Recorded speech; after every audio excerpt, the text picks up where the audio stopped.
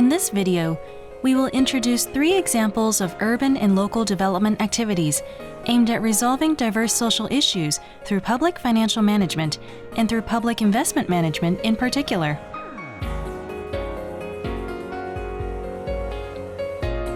We will look at Minato Mirai 21 in the city of Yokohama as an example of large-scale urban development, an example of an advanced project through open innovation in the city of Yokohama, and the OGAL project in Shiwa town, Iwate Prefecture, as an example of local development through public-private partnership. We will examine each from the perspectives of development impact and the management of public finance and public investments. We hope that this video will promote an understanding of the link between effective sustainable development and appropriate public financial management.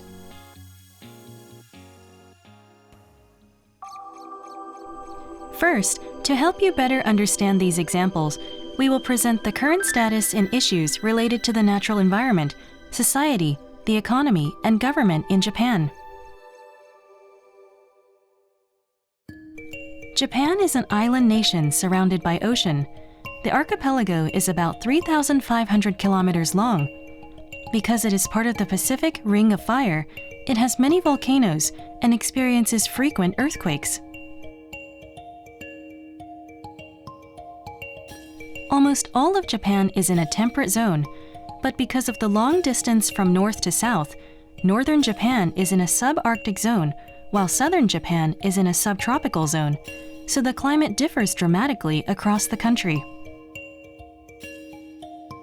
Japan also receives much rain, with an average annual precipitation of 1,718 millimeters.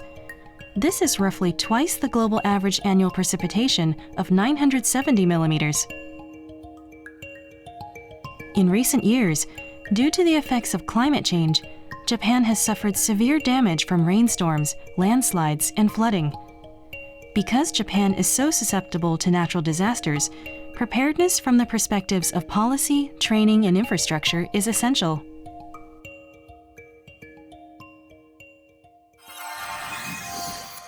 In this map of Japan, the green areas represent forests.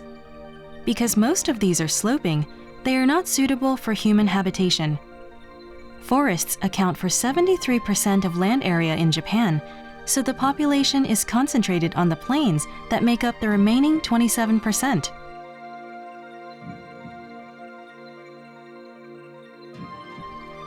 We can assume that the concentration of the population, the sea on all sides, the low proportion of plains, and the frequent occurrence of disasters have affected Japan's development, land development, and local administration.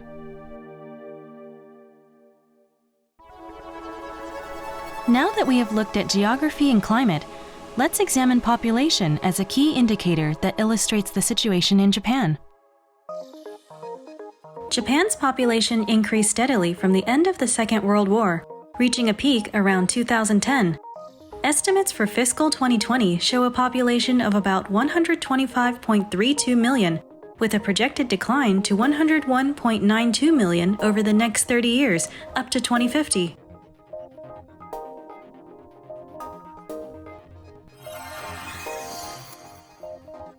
The main reason for the declining population is the decreasing birth rate. The birth rate was 2.0 in 1960, dropping to 1.75 in 1980, and continuing to decline to 1.26 in 2005.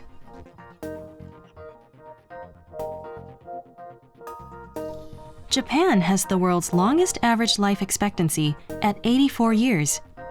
In 1960, seniors aged 65 and over made up 5.7% of the population, but this number has increased annually to 8.9% in 1980 and 20.2% in 2005. In 2019, the figure reached 28.7%. Thanks to this demographic dividend, the GDP, a key economic indicator, increased dramatically. From the 1960s, it showed continuous rapid growth, reaching a peak in 1997. It bottomed out around 2011 and then trended upward once again until 2019. There are concerns, however, about a reduction in the labor force and a slowdown in productivity in the future due to the aging society and the decline in the working age population. According to projections from one think tank, the declining population and aging society will have a huge impact on Japan in 2060. With constant negative growth, the scale of Japan's economy will be overtaken by India and Germany, pushing it out of the world's top 3 economies. Now, let's look at Japan's central and local governments. First, the central government. In 2001, a reorganization reduced the number of central ministries and agencies from 22 to 12. In 2011, the Reconstruction Agency was added following the Great East Japan earthquake, bringing the number of agencies to 13.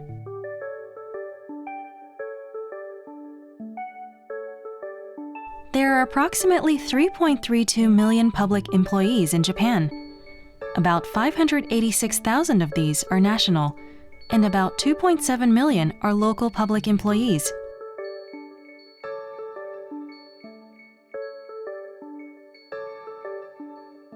The number of public employees in Japan per 1,000 population is 36.9, which is fewer than France or the United States. Because the decline in the working age population is likely to impact the public sector as well, we can expect to see changes in the scale and scope of coverage in that sector.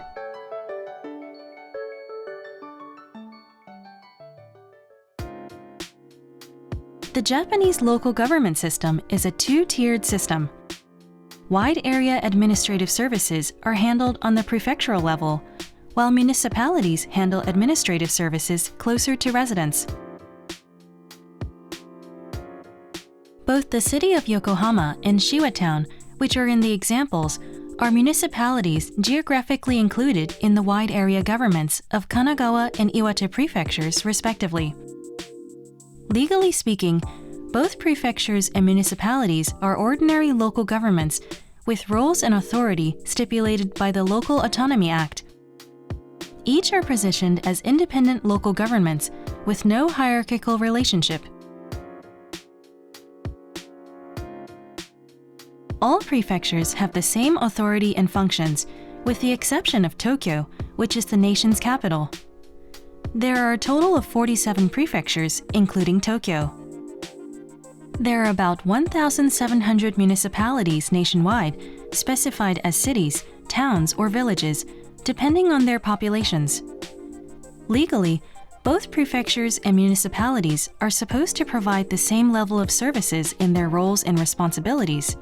But in reality, the quality and quantity of services differ depending on, for example, their financial capacity.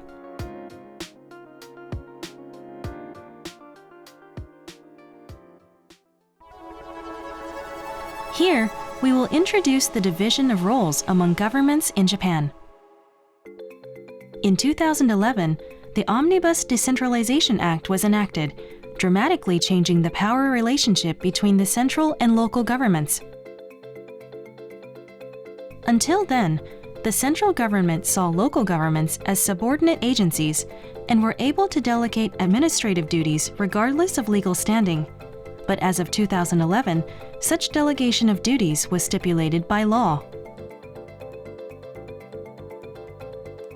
In the division of roles between the central and local governments, the central government handles services related to areas such as foreign policy, defense, and justice, while prefectures handle matters with some degree of geographical breadth, such as industrial and economic development, police, and the operation of high schools. Municipalities handle services close to residents, such as resident registration, urban planning, firefighting, city water, waste treatment, and the operation of elementary schools.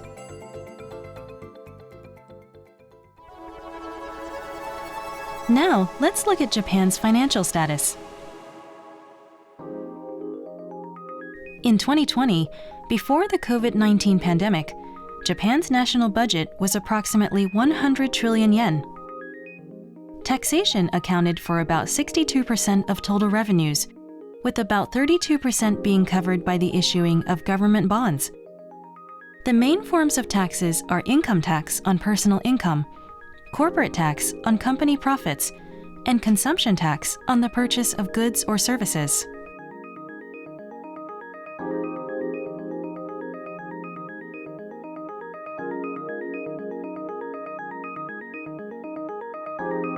The main items of expenditure include 35% for Social Security, 15% for local allocation tax, and 23% for national debt services. Public works expenditures, which are expected to comprise the bulk of public investments, only account for 6.7%. Public works expenditures were 12 trillion yen in 2000, but this fell to 6 trillion yen in 2021. Meanwhile, the ratio of Social Security expenses has been increasing year by year, indicating that the aging society has had an impact on expenditures.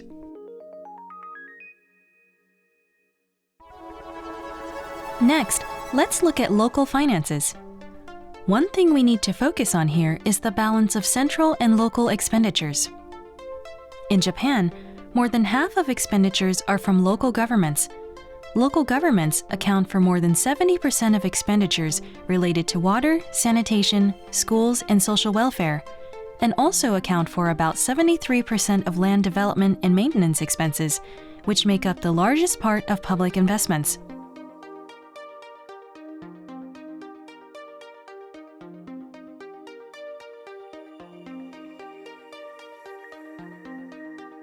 The Intergovernmental Fiscal Relations System supports these local expenditures, which account for more than half of total government expenditures. In terms of total revenues, the ratio of national to local taxes is 60-40. Local allocation taxes and various subsidies are transferred from the central to the local government to support local expenditures for the execution of administrative services.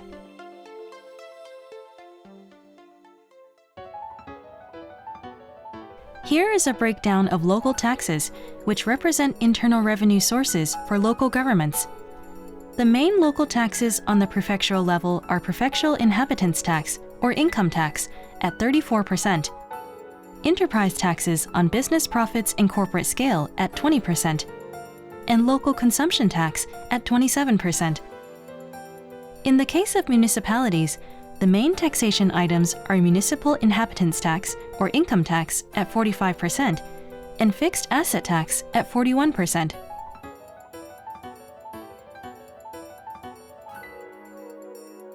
The main expenditures for local governments on the prefectural level are public welfare expenses at 17%, education at 22%, and national debt service expenditures at 13%.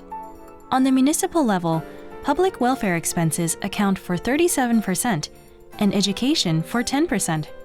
Civil engineering expenses, which are expected to be the main part of public investments, account for about 11% for both prefectures and municipalities. Moving forward, the declining population and aging society will bring about changes in economic conditions, industry structures, and the labor environment. As a result, financial reforms will likely be required on both the central and local level to minimize expenditures and accommodate the decline in revenues. So far, we've looked at Japan's natural environment, population trends, public administration, and public finances. Based on this, we can see that the fundamental issues currently facing Japan are the declining population, the decreasing birth rate, and the growing senior population. These have impacted the economy, disaster management, education, public finance, public administration, and a variety of other fields. Japan's central and local governments will need to manage public finances and a variety of public projects despite limited financial and human resources. To do so, first, prioritization and planning based on project environment. Second, fiscal discipline and alternative finance. Third, building a coalition for resource mobilization. And fourth, sustaining actions and responding to barriers will be of particular importance.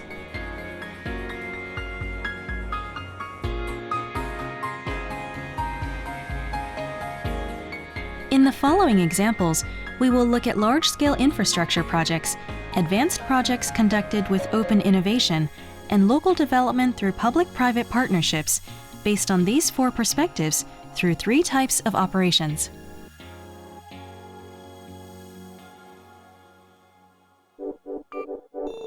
First, as an example of large-scale, long-term urban development, we will look at Minato Mirai 21 in the city of Yokohama.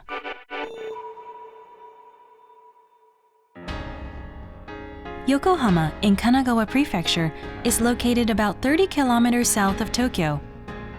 In addition to an international trade port, it offers convenient access to all parts of the Tokyo metropolitan area, including Haneda International Airport.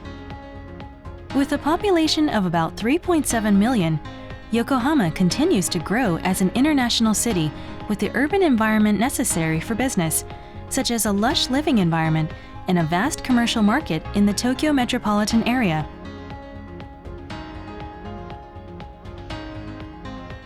The downtown Minato Mirai 21 district in particular has gained attention as a successful example of urban development. It features an advanced infrastructure, a comfortable business environment and district development that leverages a rich history, and an impressive waterfront landscape. By introducing this successful example of development, we will share knowledge and lessons related to large-scale, long-term urban development and its financial management.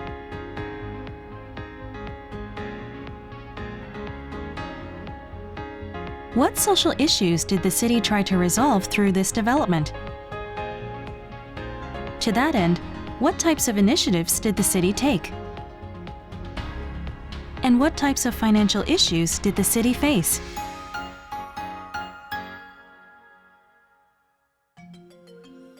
The concept of development in the Minato Mirai 21 district was first announced in 1965. But the startup of urban planning activities was delayed in comparison to other cities due to development issues at the time. The first was that most of downtown Yokohama had been occupied by the Allied occupation forces since the end of the war in 1945.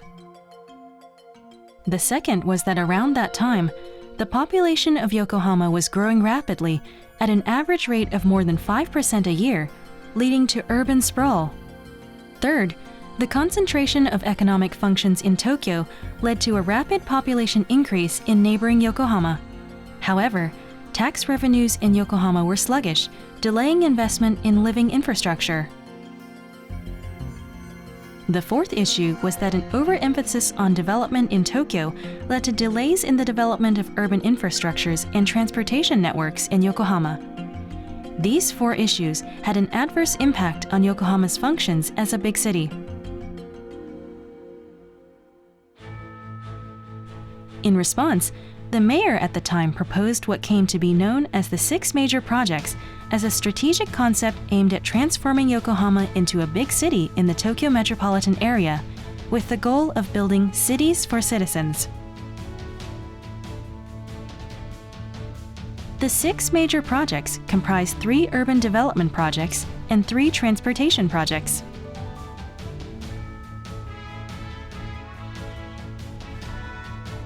The first urban development project was the Yokohama City Center Redevelopment Project, aimed at integrating the original city center with rapidly urbanizing districts.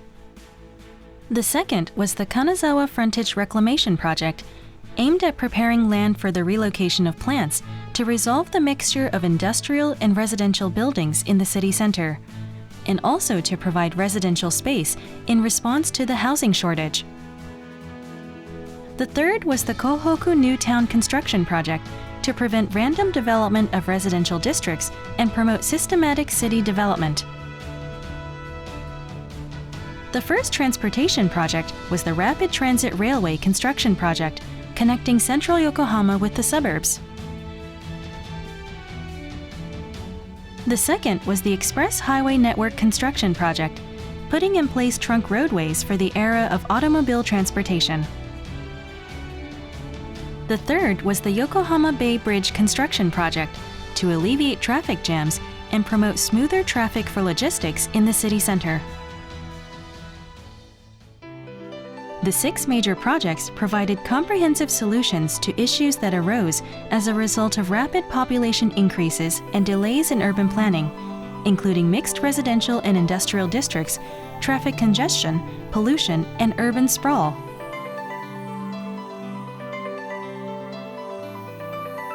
When the projects were announced, it was clear that they could not be realized through Yokohama's budget alone, so development moved forward with the support of various entities, including the central government, public corporations, and the private sector.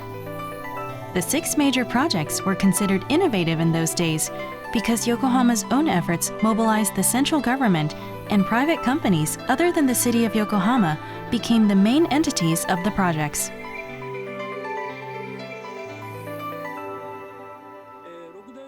Professor Suzuki says, the 6 projects that were ultimately selected were chosen from among a large number of projects being considered by the city.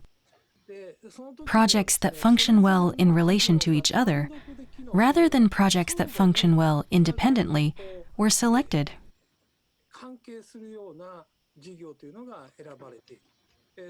For example, the Yokohama City Center redevelopment project is a set with the Kanazawa Frontage Reclamation Project. By relocating the plants from the city center to Kanazawa, it became possible to better develop the city center and also alleviate pollution. The projects were chosen based on these complementary relationships.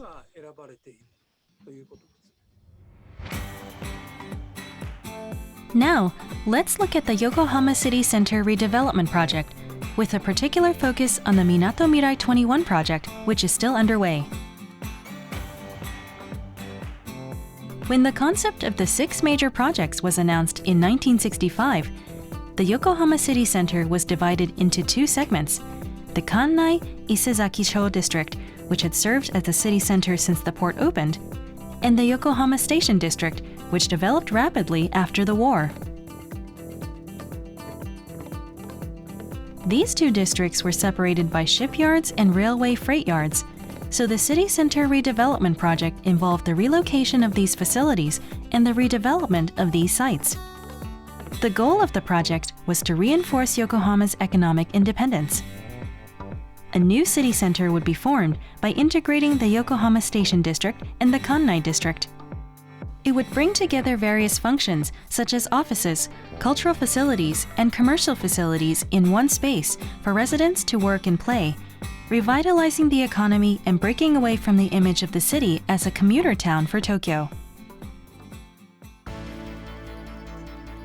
In 1978, the mayor at the time established the Planning and Investigatory Committee for the overall improvement of Yokohama Coastal City Center, comprising academics and representatives of the National Land Agency, the Ministry of Transport, the Ministry of Construction, Kanagawa Prefecture, and the City of Yokohama. This committee brought together people with different perspectives on the ideal future form of the city center waterfront district in terms of both ports and urban planning to conduct surveys, studies, and coordination. In 1981, the committee announced a master plan for the city center waterfront district.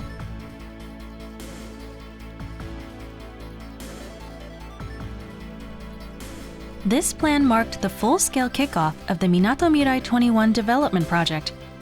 The main parties involved were the City of Yokohama, the central government and its agencies, and the Mitsubishi Group, a private company which owned the land under development. Negotiations with Mitsubishi Heavy Industries, or MHI, on the relocation began in 1967 and lasted for about 13 years. Ultimately, in 1980, an agreement was reached between MHI, Mitsubishi Estate, which would handle the development of the site, and the City of Yokohama to relocate the Yokohama shipyard. Professor Suzuki says, in Japan, a redevelopment plan involving the land for a plant would normally move forward only once the plant is no longer being used. However, this project differed because the request to relocate Mitsubishi Heavy Industries shipyard came when the plant business was on the increase. The shipbuilding industry itself was strong.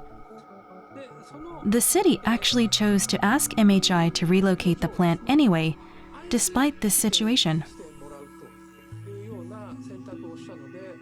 I heard that in the beginning, Mitsubishi Heavy Industries strongly resisted these negotiations for quite some time.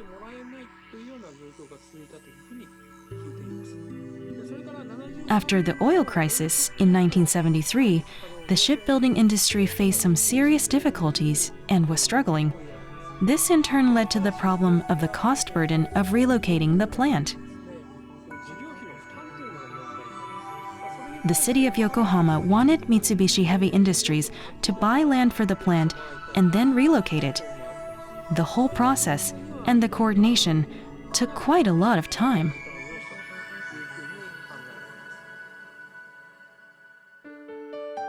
The Minato Mirai 21 project is still underway after more than 50 years and has involved 5 Yokohama mayors since the concept was first put forward. The project has also been through some major economic crises and natural disasters. Were there any policy or target changes due to the impact of those incidents? And how was it possible to carry out this long-term development project over a period of more than 50 years? Mr. Sakawa says, in past mayoral elections, Minato Mirai 21 wasn't the only point of contention. There were candidates who opposed the development, but even so, citizens chose a mayor intent on promoting the development of Minato Mirai 21. The development process moved forward with the consensus of the City Council. The purposes of the project, such as strengthening Yokohama's independence, qualitatively changing port functions, and sharing business functions with the Tokyo metropolitan area, were directly linked to solving Yokohama's urban policy issues. That's why we could carry out long-term development with a consensus of citizens and stakeholders.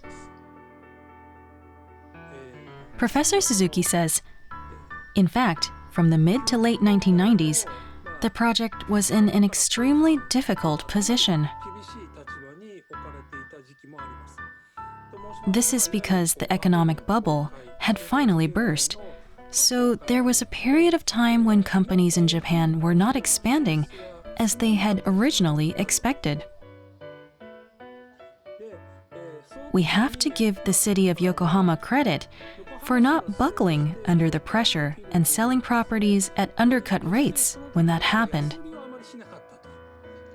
This is an important point. They held firm to their long-term concept, and they did not waver. Honestly, I think we can see that as a result, for a time, financial outlays increased, and the city was faced with a substantial burden. But I believe that maintaining the concept, even during this difficult period, and focusing on city development over the long term, was a major factor that led to the success of the project. Mr. Sakawa says, even 40 years after the start of construction, there have been fluctuations in the economy. The bubble economy's growth, its bursting, the lost 20 years that followed, the global financial crisis, and the Great East Japan earthquake. As the economy changed, while demand for commercial and business facilities fell for many years, there was a time when we found a certain demand for housing. During this difficult time, the city was also struggling financially. Our urban plan in Minato Mirai 21 only allowed city land to be used for commercial and business construction. Some people also thought that we should make the city's land available for residential use and sell it for housing. If those undeveloped districts had been used as housing projects, there would have been less property tax revenue, no municipal corporate tax revenue, and fewer visitors to Minato Mirai 21, and we wouldn't see all the employment that we have today. Much of the potential of Minato Mirai 21 would have been lost. The people involved at each stage had a clear grasp of the original concept of Minato Mirai 21 and were determined to carry through on that concept. That made a big difference. What types of financial ingenuity did the City of Yokohama implement for the execution of the 6 major projects and the Minato Mirai 21 project? Mr. Indo says, the development of Minato Mirai 21 is currently moving forward as a combination of multiple projects. This is quite a huge project, so rather than the City of Yokohama bearing all of the burden as the local municipality, we've made investments with the support of the central government. The City of Yokohama distributed the financial burden in the execution of the 6 major projects and the Minato Mirai 21 project. The population of Yokohama was increasing rapidly, and budgets were required for infrastructures such as schools, municipal housing, sewage systems, and roads. So avoiding big investments for the 6 major projects was an absolute condition. From the time the concept was put forward in 1965, it was clear that this urban development project would require a huge financial outlay. At the same time, in terms of systems, it was difficult for the City of Yokohama, a local government, to generate the necessary financial resources through its own financial base alone. As such, Yokohama considered sharing the financial burden with the central government and private companies. For the project, financial resources for land reclamation came from the City of Yokohama, for land readjustment from the Urban Renaissance Agency, and for poor facility improvement from city finances and central government subsidies. Even if the city was not directly involved in each of the individual project plans, the city presented its approaches and directions and tried to guide projects to match these directions through close coordination.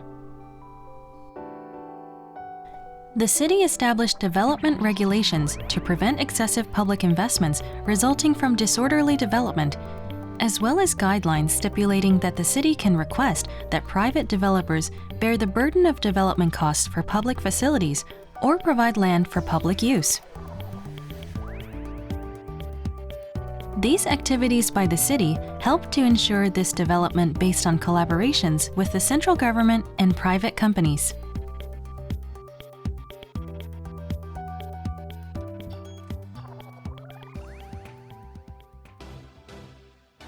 The Minato Mirai 21 project has attracted many visitors from Japan and overseas for tourism, shopping, conventions, and business. About 1,800 companies with around 110,000 employees have relocated to the area, and these numbers continue to increase. The city also successfully developed a subway station and created lively places. The economic impact from construction investments in this district are about 2.9 trillion yen, and the economic impact of city operations is approximately 2.04 trillion yen per year. The facilities also function as a base for business and international interactions, with approximately 200 international conventions being held here each year. Development for the remaining areas of Minato Mirai 21 is expected to be completed in about 10 years.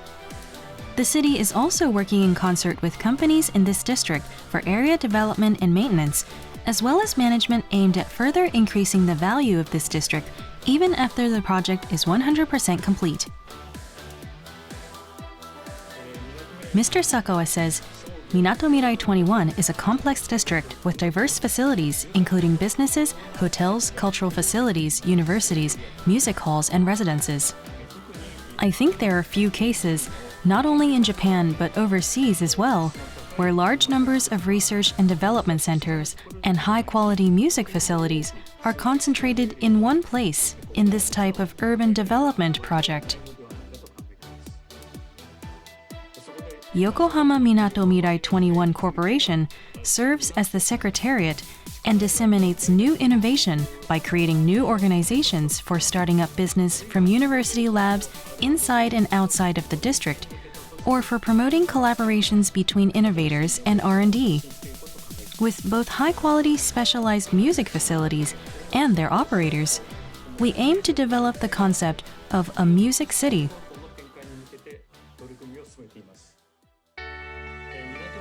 over the last few years, Minato Mirai 21 has shifted from the construction phase to the operation phase.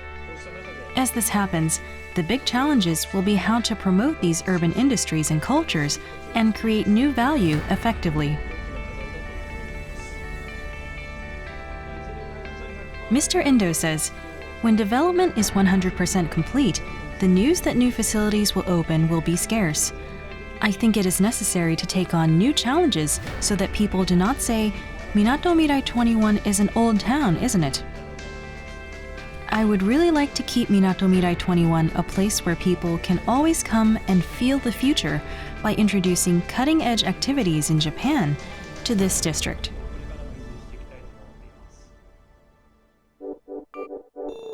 Next, we will introduce an example of an advanced project based on open innovation in the city of Yokohama. The city government promotes open innovation in collaboration with diverse parties by enhancing information distribution, dialogues, and opportunities for embracing new challenges through the effective utilization of advanced technologies, public and private sector data, public spaces, and private sector networks. Yokohama currently faces a variety of issues as Japan's largest city, where until recently the population has been steadily increasing.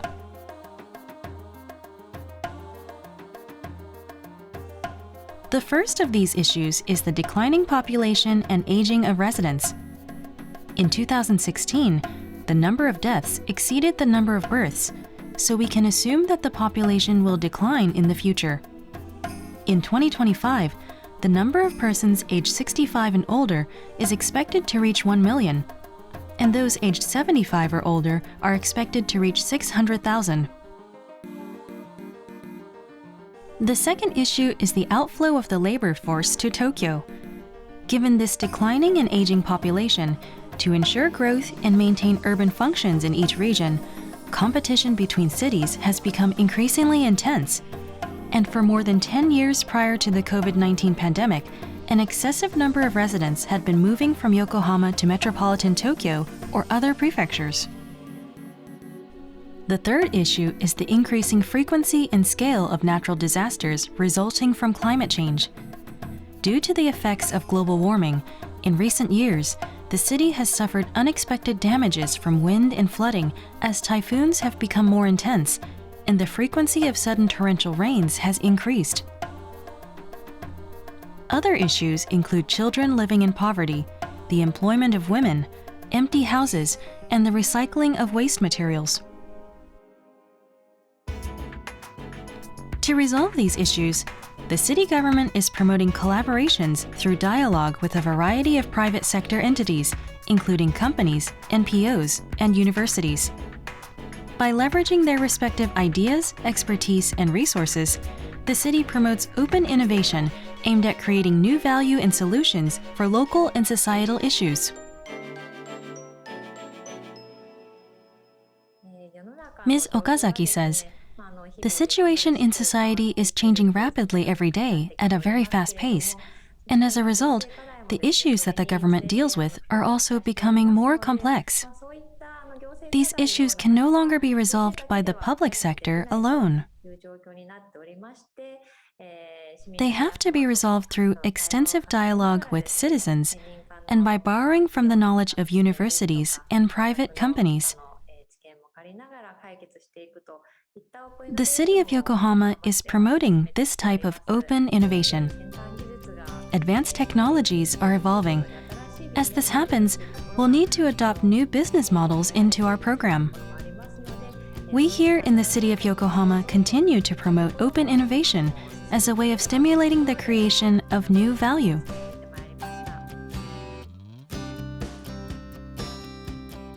To promote co-creation activities with diverse private sector entities, it is important for all city employees to undertake their duties with an awareness of creating new value through open innovation. In Yokohama's comprehensive medium-term 4-year plan, the use of data and the promotion of open innovation is positioned as one of 3 basic stances alongside activities based on the perspective of SDGs and solutions from the perspective of the local community. Promoting the use of cutting-edge technologies and data through co-creation is also positioned as an important initiative in the Yokohama Public and Private Sector Data Application Plan that was created in 2018.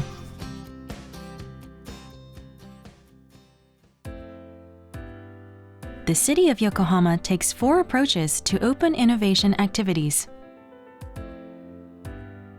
First is the co-creation front, an administrative contact point for consultation and proposals from private companies regarding public-private partnerships. The Co-Creation Promotion Office studies the proposals and acts as a liaison between the private sector and various city office divisions to coordinate and implement those proposals.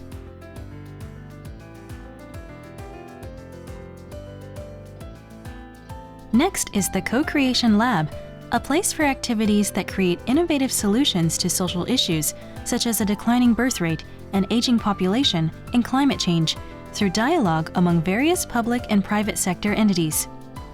Co-creation activities are developed both online and at the dedicated spaces located on the lower levels of the City Hall building.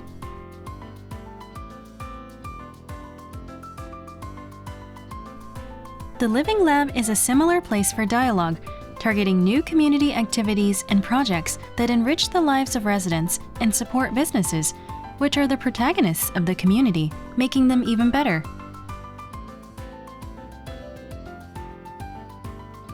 Finally, there is Local Good Yokohama, an ICT platform that matches citizens, organizations, and companies that have solutions and leads them to further solutions. This platform has multiple functions, including information transmission, identifying local issues, sourcing manpower, and crowdfunding.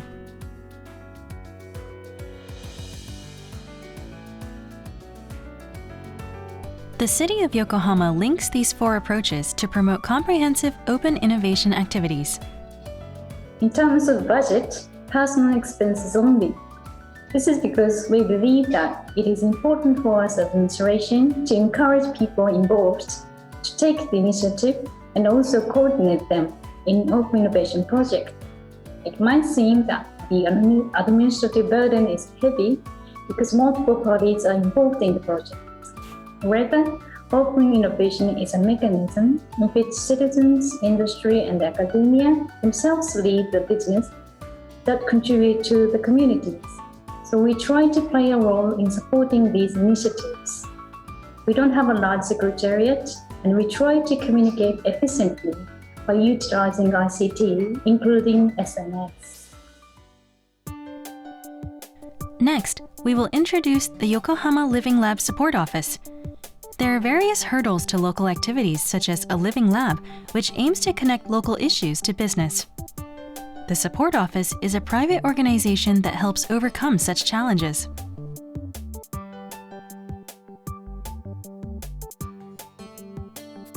The Living Lab Support Office focuses on Circular Economy Plus to execute sustainable city development. Traditionally, a circular economy looks at things from the perspective of the environment and the economy. It is an economic framework in which discarded products and raw materials are recycled as a new resource.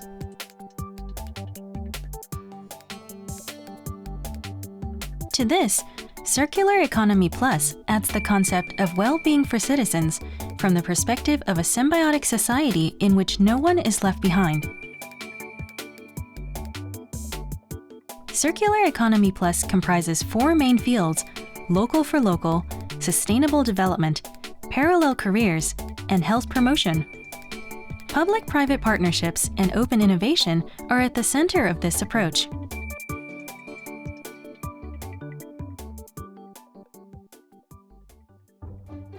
Here, we will introduce 2 examples of Living Lab activities in Yokohama. The first is the Totsuka Living Lab, which is active in the field of health promotion. Totsuka Ward, the largest ward in Yokohama, has a population of about 280,000 and faces issues related to long-term care, healthcare, childcare, people with disabilities, and disaster risk reduction.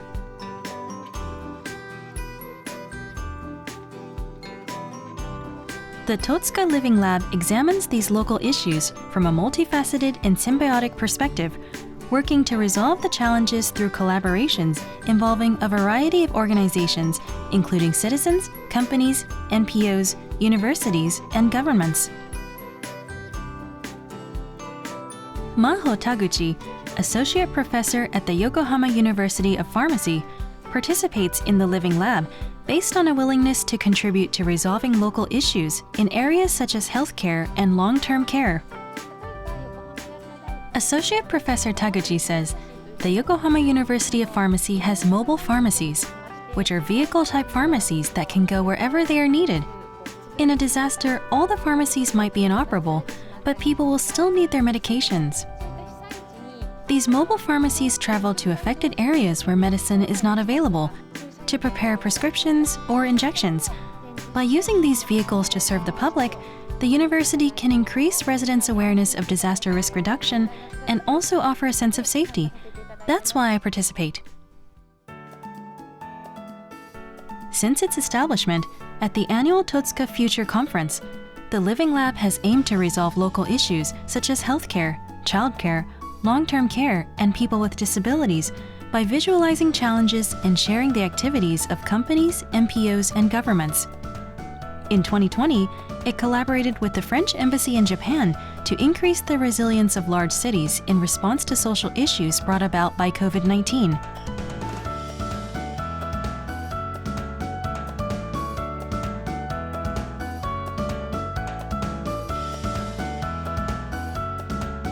What is the next goal of the Totsuka Living Lab?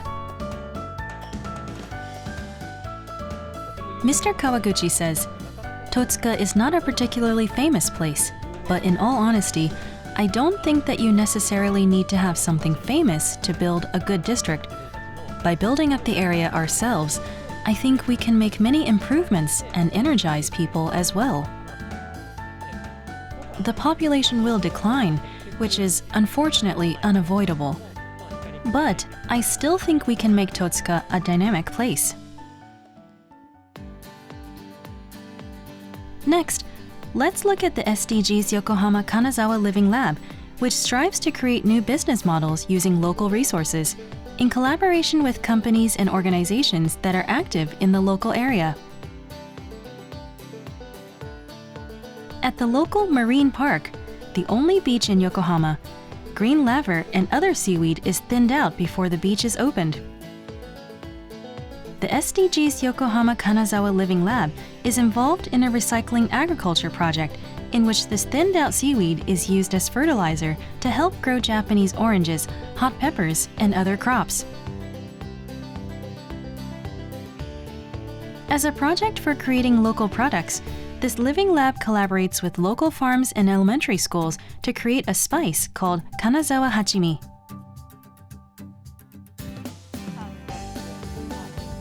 Ms. Okui says, many people are participating together from academia, government, and the private sector, including local producers of agricultural products, as well as schools, schools for disabled children, pharmacies, shopping streets, and companies.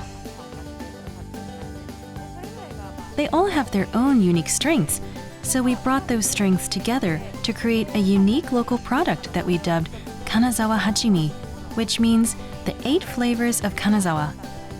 One person couldn't have done this alone, so I personally think that these local collaborations are very valuable.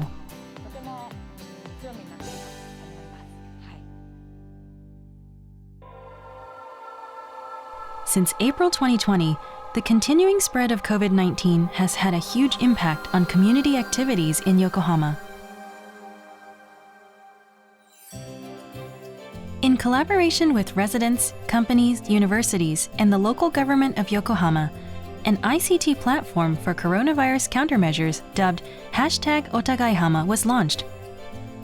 #Otagaihama aims to change values and generate new ideas and actions by sharing the activities of citizens, companies, universities, and governments, and connecting people in Yokohama and around the world through participatory approaches.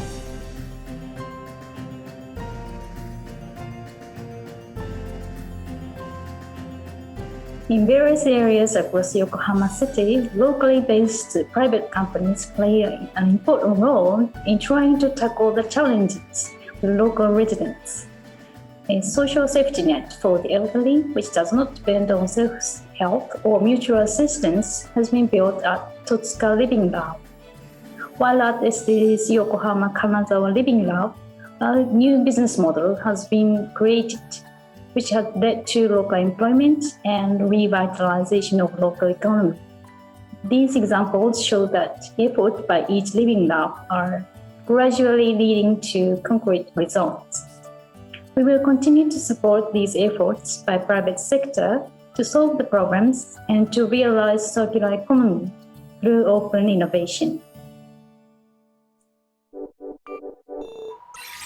Now, let's look at a public-private partnership in Shiwa Town, Iwate Prefecture, that leverages the power of the private sector in the use of publicly owned land.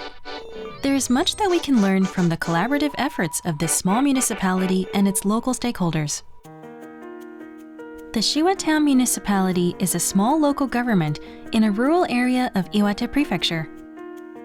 It has a population of about 33,000, with 12,000 households and a total area of about 240 square kilometers. The town is located almost in the center of Iwate Prefecture, and its central area serves as a commuter town for Morioka, the capital city of Iwate.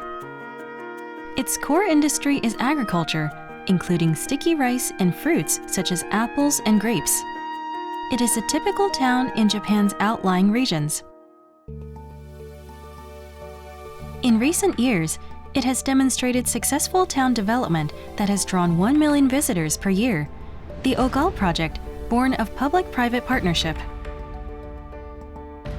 The OGAL project includes the construction of the OGAL Plaza, which combines a library, a clinic, and a market offering locally produced vegetables, processed meats, and seafoods, mainly from the neighboring coastal region.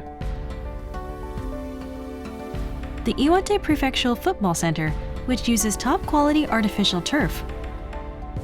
The OGAL base, featuring Japan's first dedicated volleyball arena, as well as lodging facilities. The town office, a nursery school, and environmentally friendly housing, along with OGAL Park, which serves as a venue for events and a gathering place for local residents. This development was carried out in front of the Shiwa Central Station.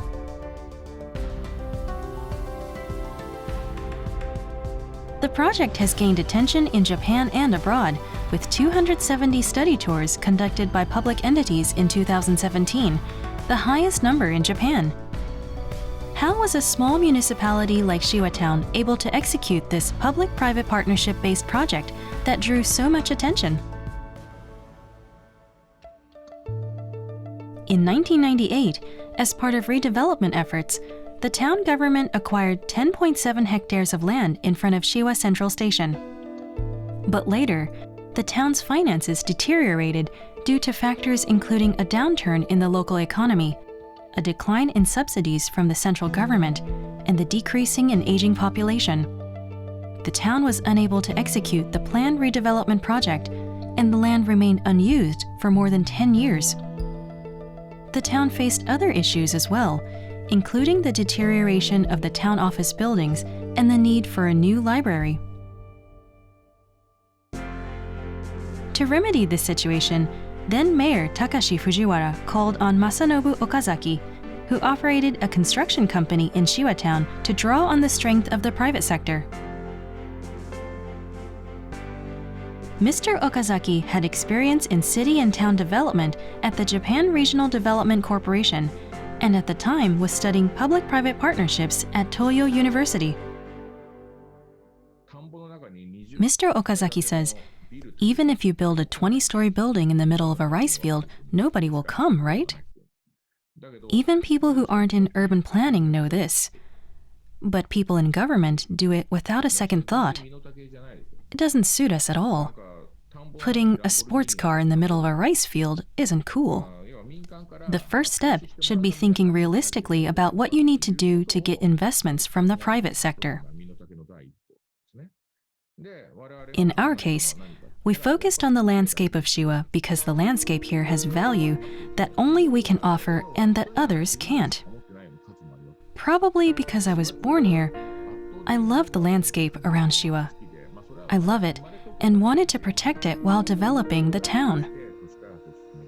Then I realized that we don't need 10 or 20-story buildings. We think that a landscape with low buildings, low-rise structures, and a sense of density, in other words, not empty space, is important. To succeed in developing this town, we knew that we must convey the concept based on this type of landscape to the private sector. It is our strength and our uniqueness. This is the kind of landscape that suits us here in Shiwa Town. The important thing is fully realizing our own potential. The OGAL project began with a feasibility study on development through public-private partnership based on an agreement signed between the Shiwa Town Municipality and Toyo University in 2007. The purpose of the study was to determine the potential for a project aimed at developing the area around the train station while minimizing the town's financial burden. At the same time, the Public-Private Partnership Office was established within the Shiwa Town Municipality to coordinate operations and promote collaborations with the private sector. Mr. Kamada says, "We announced the results of the feasibility study with Toyo University at a hall in town. About 280 town residents gathered, and many of them questioned the feasibility of the project. For example, they asked, 'Is development based on the feasibility study really possible?' And, 'Is it really a good thing to relocate a town hall from a commercial district to the OGAL area?' And, 'When you talk about economic development, will the private sector really invest?' Many of the residents were doubtful of the project's actual feasibility. After the feasibility study, we established a council on this public-private partnership project. We welcomed representatives of community organizations, agricultural cooperatives, the Chamber of Commerce and Industry, the shopping streets, and NPOs to participate in discussions. One more thing to note is that the mayor took leadership and conducted 100 opinion exchanges over 2 years. That's how we formed a consensus and came to understand what the residents expected from the area targeted for this development, and I think it worked. The main reason the Shiwa Town Municipality needed to execute the OGAL project as a public-private partnership was finances. In 2008, the real debt service ratio was 23.3%, placing the town only one step away from compulsory financial rebuilding mandated by the central government. In February 2009, a master plan for a public-private partnership was created based in part on the results of the study conducted with Toyo University. Based on this plan, in June 2009, the OGAL Shiwa Company was established to play a central role in collaborative development operations, and Mr. Okazaki was appointed general manager.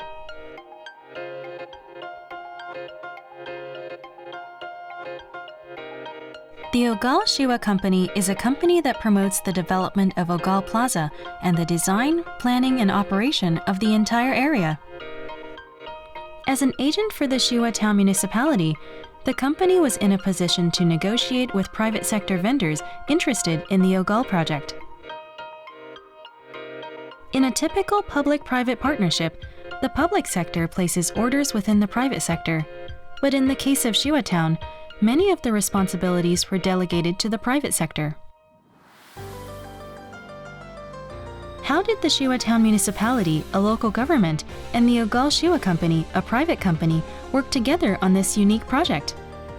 Let's look at OGAL Plaza, a public and private complex that embodies this project.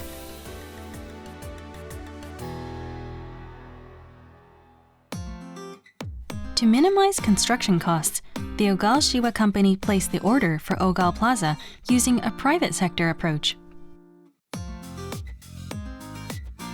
After completion, Shiwa Town bought the public facility portions, the library, and local community center at a lower cost than the municipal government itself could have built them. The town also received subsidies from the central government to ease its financial burden.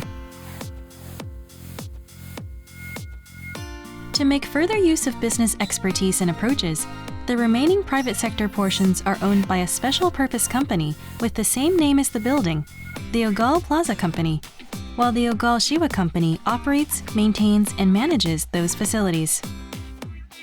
The Shiwa Town Municipality leases the land as fixed-term land to the OGAL Plaza Company and acquires rent. The segment owned by OGAL Plaza is financed through project finance. But the bank was hesitant to lend money to fund the project. Although the land is in front of the train station, it had been left idle for more than 10 years, and the bank was not easily convinced of the project plan for attracting customers.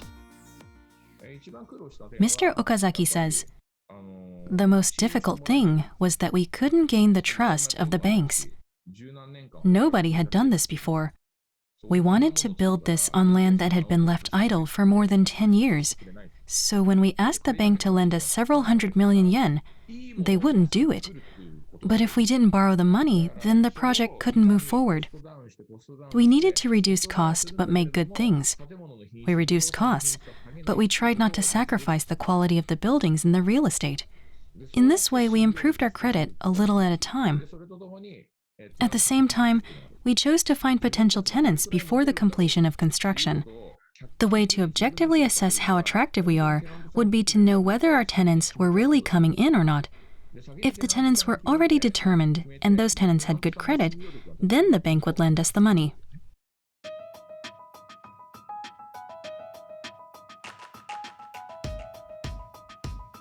One other positive factor was that the financing and loan institution was the local Tohoku Bank, which shared a desire to energize the local community. This helped build a trust relationship. In conducting the feasibility study and creating the master plan, the town municipality engaged in extensive discussions with the OGAL Shiwa Company from the conceptual and planning stages to share clear directions and jointly create an implementation plan.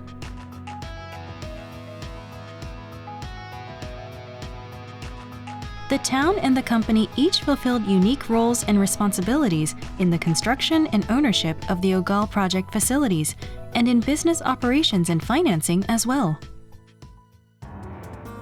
Were any financial difficulties encountered throughout the course of the OGAL project? While the town took advantage of a subsidy, there was a need to share the expenditure with the central government in accordance with the ratio determined by the law. Budgets also required the approval of the town council. Mr. Kamada says, "Over the 10 years from the start of the OGAL project to completion, 59 special research committee meetings were held. Opportunities to explain the project were given more than once every 3 months. In addition to project budget approval, a major part of the success was that we gained the understanding of town council members by regularly explaining the status of our progress." What specifically was the impact of the OGAL project? The direct sales market in OGAL Plaza started out with 230 registered individuals and groups and has since grown to 320. Annual sales grew from 3.5 billion to 5.4 billion yen, increasing income for local farmers and tying into a positive cycle for the local economy.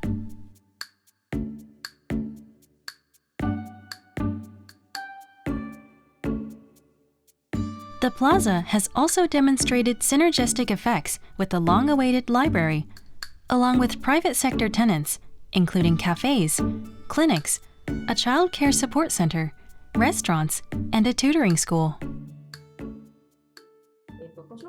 Ms. Tezuka says, "There is a pretty big library in the neighboring city, but there are still people who sometimes decide to come here to the Shiwa Town Library instead of going all the way over there to that other library."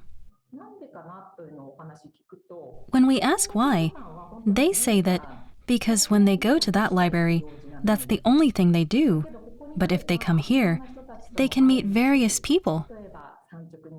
They can also stop at the market or participate in some event and maybe come across something new. There are people who say they come here because it's exciting. That's why we have a lot of regular patrons, and we even get a lot of visitors from out of town.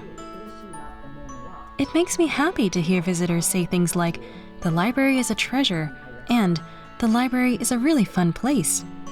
And when I come here, I feel like doing something. When visitors give us feedback like that, I'm really glad that we have this library. The OGAL project also brought with it Japan's first dedicated volleyball arena.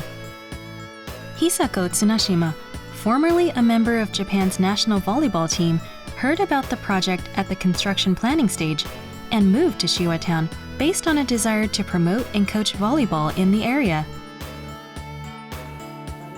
Ms. Tsunashima says, "The idea of creating an environment where kids who wanted to play volleyball could have better access really resonated with me. We started from scratch, encouraging kids who had never played volleyball just to give it a try. When we started out at first, we decided to get started even if we had only 1 or 2 children participating, but we ended up with around 50 children, ranging from elementary school to junior high school." Shiwa Town undertook the OGAL project based on public-private partnership. How will the town leverage this experience in the future? Mayor Kumagai says, "I am convinced that there was no other way than the one decided on by then Mayor Fujiwara. We were laying the groundwork for the next project, so in that sense, even now, I am grateful that we were able to establish this network of human resources through the OGAL project." When you talk about regional revitalization, the biggest issue is the declining population. Due to private sector residential development, we've built about 500 new homes in 5 years, and some people move here from out of town. Because we were able to successfully create OGAL Shiwa, I can say that the project has really taken shape. As we do the PR, I really hope that new people will come to live here.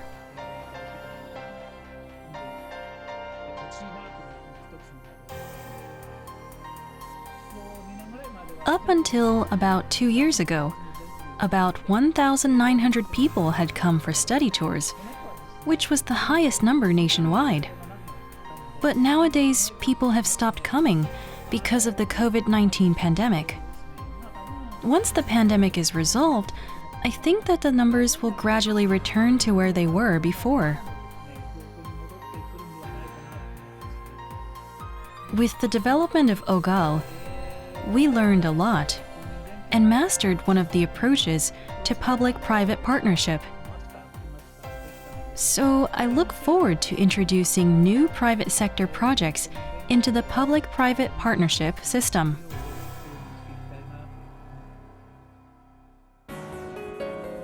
Looking at the examples from the perspectives of 1. Prioritization and planning based on project environment. 2. Fiscal discipline in alternative finance. 3. Building a coalition for resource mobilization. And 4. Sustaining actions and responding to barriers. We can learn the following lessons. First, high feasibility and sustainability must be ensured throughout the entire project cycle of planning, budget allocation, and implementation.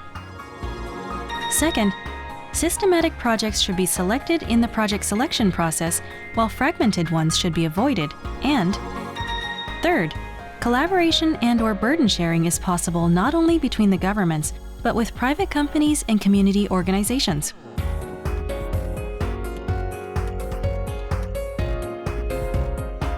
The issues facing society are becoming diverse and complex. For this reason, the involvement of various stakeholders has become increasingly important to achieving comprehensive solutions. Moreover, both the speed of responsiveness and continuity are becoming more essential. We hope that this material has offered some insight that will be of use to viewers when they face similar challenges in the future.